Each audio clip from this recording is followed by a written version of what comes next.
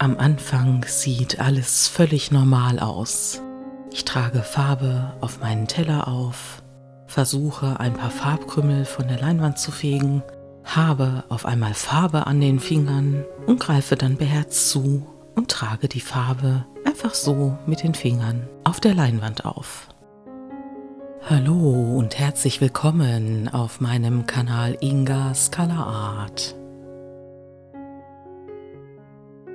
Ihr habt es gemerkt, es ging völlig anders los. Ich habe mich innerhalb von Sekunden von meinem Plan, den ich heute mit dieser Leinwand vorhatte, verabschiedet und habe mich einfach darauf eingelassen, dass mir Farbe auf die Leinwand geraten ist, wie ich es absolut nicht geplant hatte. Und dann habe ich einfach ganz beherzt zugegriffen. Es fühlte sich richtig gut an, die Farbe in der Hand zu haben und auf der Leinwand zu verteilen, teilweise auch mit kreisenden Bewegungen. Und ich war völlig fasziniert davon, welche Strukturen sich auf einmal auf der Leinwand ergaben. Und dann habe ich eben nicht mehr zum Pinsel gegriffen, sondern ich habe mit dem Föhn diese Strukturen ganz einfach festgehalten, indem ich die erste Farbschicht komplett mit dem Föhn getrocknet habe. Was würdet ihr denken, dass sich Farben unterschiedlich anfühlen und sich auch unterschiedlich verteilen lassen? Ich habe ja zunächst mit Schwarz gearbeitet und mir dann überlegt, wenn ich jetzt mit meiner intuitiven Malerei weitermache, was könnte ich denn für eine Farbe dafür verwenden? Und habe dann zu der Metallic-Farbe Gold gegriffen. Ich hatte sie kurz mit den Fingern angetestet, um zu fühlen, wie sie sich anfühlt. Und sie hat tatsächlich eine völlig andere Konsistenz als der schwarze Farbton, den ich vorher aufgetragen habe.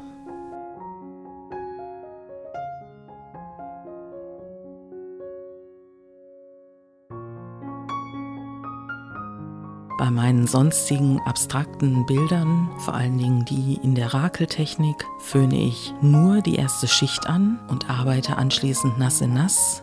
Hier bei dieser intuitiven Malerei war es mir aber wichtig, jede Schicht für sich abgeschlossen zu haben. Das heißt also, dass die nächste Schicht sich nicht mit der darunterliegenden Schicht vermischt.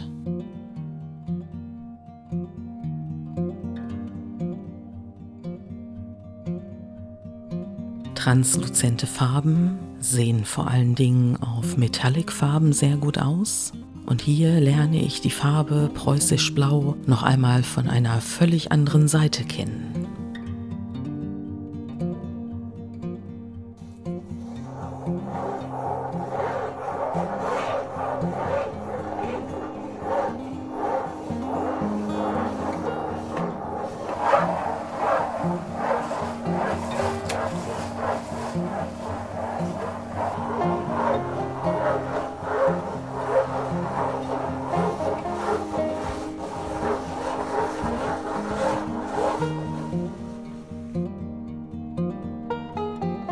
Dieses Muster und auch die Farben haben mich ja völlig fasziniert. Ich war in Irland gedanklich, bei den Kelten, bei den Wikingern, was einem so dann bei der abstrakten Kunst so einfällt. Das, was jetzt ein bisschen an Nivea-Creme erinnert, fühlte sich auch so an. Aber es handelt sich dabei um eine Perlfarbe und wie man an dem Farbton erkennen kann, ist es das Perlblau.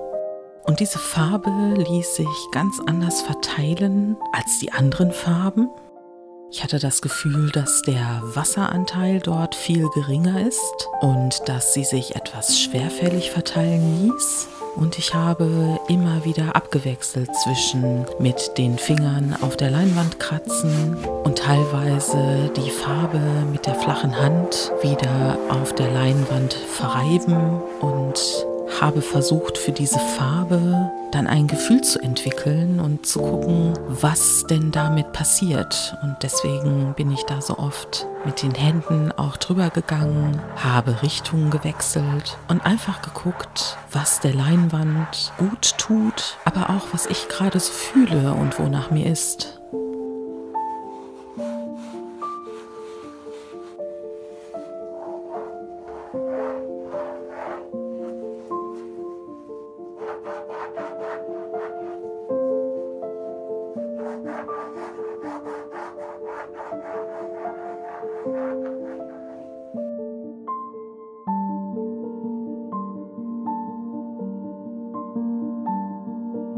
Es war wirklich sehr intuitiv, auch intensiv und vor allen Dingen absolut frei von irgendwelchen Plänen.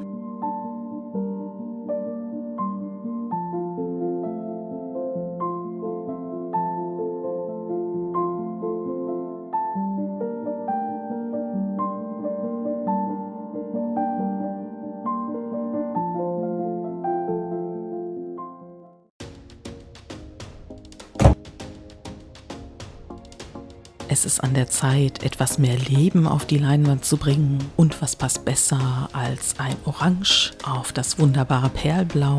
Ich habe mich aufgrund der Intensität für das Reflexorange entschieden.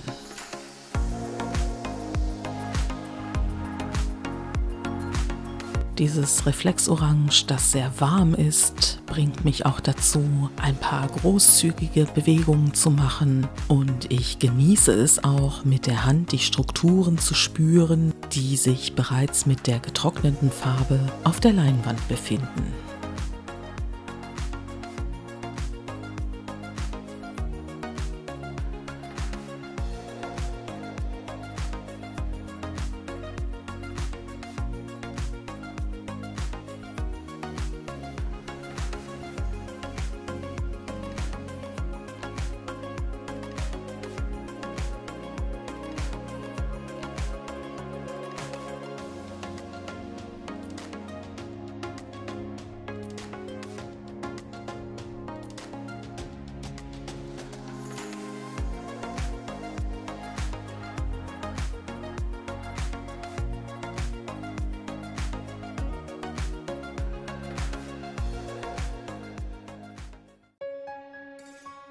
Im Zusammenspiel mit dem Reflexorange gibt es eine weitere Farbe, die sich besonders gut dafür eignet, und zwar ist das Permanent Blau-Violett.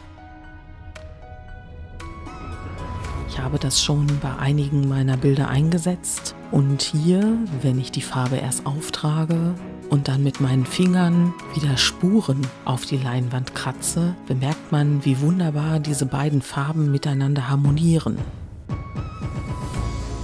Das ist jetzt die Stelle, an der die Farben am intensivsten und am farbenfrohsten auf dieser Leinwand sind, denn ich werde das zu einem späteren Zeitpunkt alles wieder zurücknehmen und das Bild offenbart die unteren Schichten dann nur noch, wenn ich es mir genauer betrachte.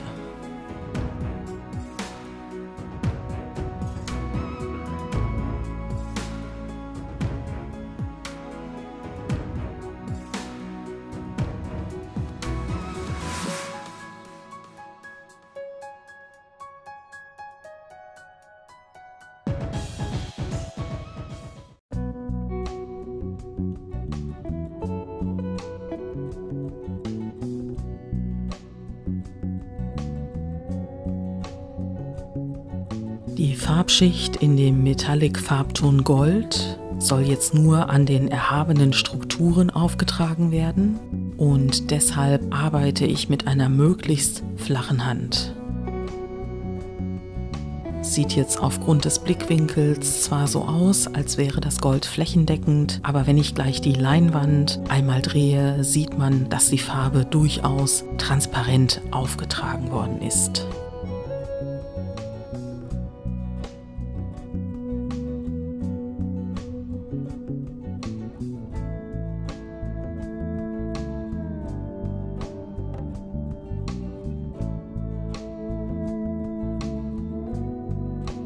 Da mir die Oberfläche ein wenig zu golden und zu hell ist, trage ich jetzt das dunkle Preußisch-Blau nochmal ein bisschen auf. Und ich greife auch, um wieder ein paar Highlights zu setzen, nochmal zu dem Perlblau. Doch irgendwas macht mich jetzt unzufrieden. Ich kann gar nicht genau sagen, was es ist, aber ich glaube, ich vermisse so diese Struktur, die ich ganz zu Anfang habe. Denn anders kann ich mir nicht erklären, was anschließend dann mit dem Bild passiert.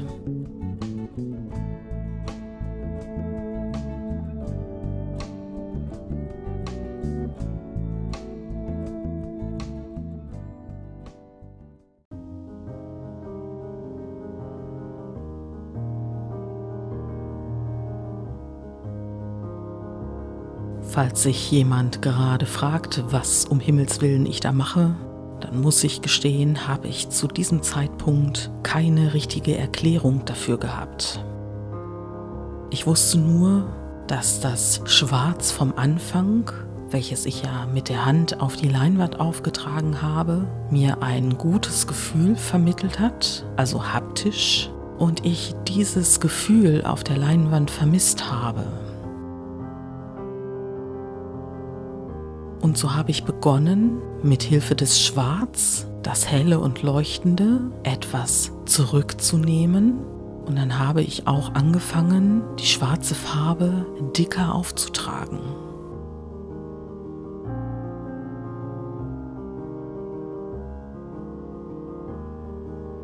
Und während ich das gemacht habe, habe ich gespürt, dass der Prozess sich richtig anfühlt. Im ersten Augenblick mag das Bild jetzt vielleicht schlimm aussehen und trotzdem hatte ich intuitiv das Gefühl, das ist genau das, was das Bild jetzt braucht. Und ich übrigens auch.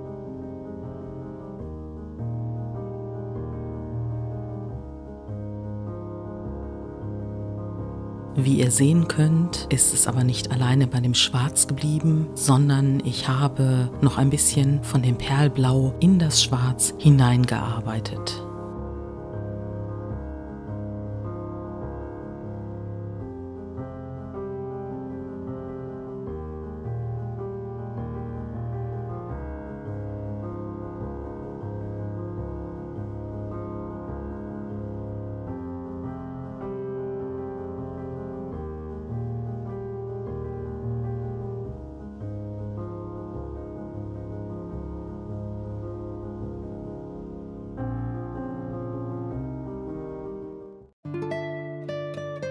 Als letzte Farbschicht habe ich mich dann entschieden, noch einmal mit der flachen Hand das Gold aufzutragen und damit dann die Erhebungen und Strukturen in diesem Bild sichtbar zu machen.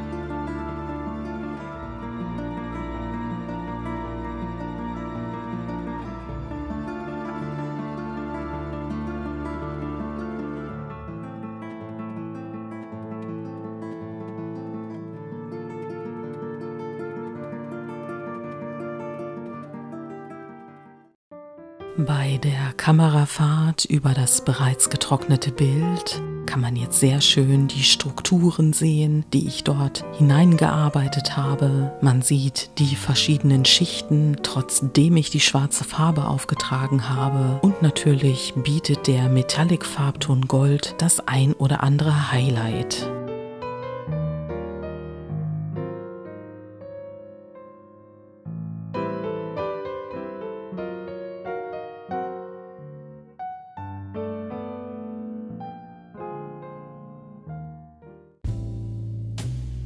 Natürlich habe ich euch das Bild auch einmal an die Wand gehängt und kann euch dann nochmal aus nächster Nähe ein paar Details zeigen. Und im Grunde genommen finde ich es unglaublich, dass dieses Bild existiert, denn geplant war das nicht. Ich hatte etwas völlig anderes vor und wenn mir nicht zu Anfang beim Auftragen der Farbe auf den Teller ein paar schwarze Farbkrümel auf die Leinwand geraten wären, dann hätte ich niemals versucht, sie darunter zu wischen. Ich weiß gar nicht, warum ich das gemacht habe, aber das war der Ausgangspunkt für dieses Bild. Ich bin jedenfalls sehr froh darüber, wie es gekommen ist. Und es war schön, einfach nur den Impulsen zu folgen und alles loszulassen.